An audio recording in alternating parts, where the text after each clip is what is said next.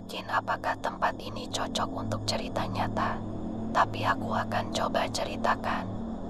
Di universitas tempatku kuliah, ada sebuah kastil di dekat kampus yang menjadi markas sebuah perkumpulan rahasia. Perkumpulan ini sudah ada sejak tahun 1800-an, dan tentunya semua yang mereka lakukan sangat dirahasiakan. Pada malam Halloween beberapa tahun yang lalu, aku dan beberapa teman memutuskan untuk pergi ke kastil itu karena kami pikir akan seru pergi ke kastil menyeramkan di malam Halloween. Sebelum itu, aku sudah melakukan riset tentang perkumpulan rahasia ini dan menemukan banyak artikel yang menghubungkan mereka dengan hal-hal aneh dan demonik.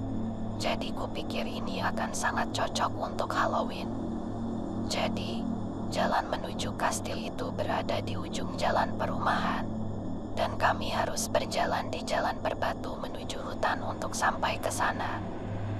Saat kami berjalan menuju kastil, kami mendengar seorang wanita menjerit dengan suara yang paling mengerikan yang pernah ku dengar. Pada saat itu, kami semua langsung lari kembali ke jalan perumahan. Kebanyakan teman-temanku memutuskan untuk kembali ke kampus karena mereka sangat ketakutan, tapi beberapa dari kami tetap tinggal. Kami kembali berjalan menuju kastil, dan kali ini kami melihat orang-orang berdiri di atas kastil dengan mengenakan jubah hitam berkerudung. Begitu kami menyadari keberadaan mereka, mereka langsung mulai melempari kami dengan batu. Pada titik itu, kami memutuskan untuk pergi, tapi saat kami berjalan menuruni jalan setapak, kami mendengar suara seperti nyanyian dalam bahasa Latin dari arah kastil. Ketika kami akhirnya sampai kembali ke jalan, kami bertemu dengan beberapa mahasiswa lain yang datang dari hutan di belakang kastil. Mereka bilang bahwa mereka juga mendengar wanita menjerit dan mereka sama takutnya dengan kami. Saat kami sedang berbicara, kami mendengar suara seorang anak kecil berteriak, "Tolong!" Dan kemudian lagi, seseorang "Tolong, tolong!" Suara itu datang dari arah kastil. Jadi kami memutuskan untuk kembali karena jelas anak ini butuh bantuan.